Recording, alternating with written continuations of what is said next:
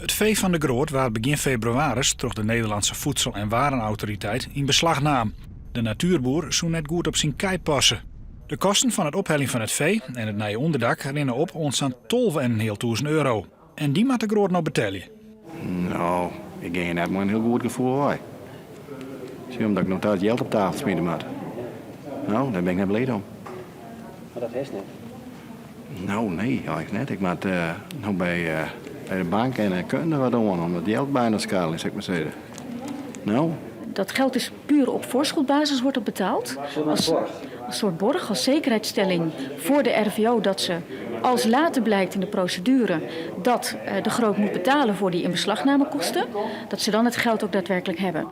Borg of net, als het heel tevreden met je net is, beginnen de kei van de Groot naar de slacht. Ik al denkt de advocaat van de Groot dat de kans groot is dat ze uiteindelijk de zaak winnen zullen. De Groot had er liek wel eens minder vertrouwen in. ja, ik vertrouw er voor geen zin. Ja. Dus, ik maak ze eerst naar thuis zien, voordat ik het erin loop.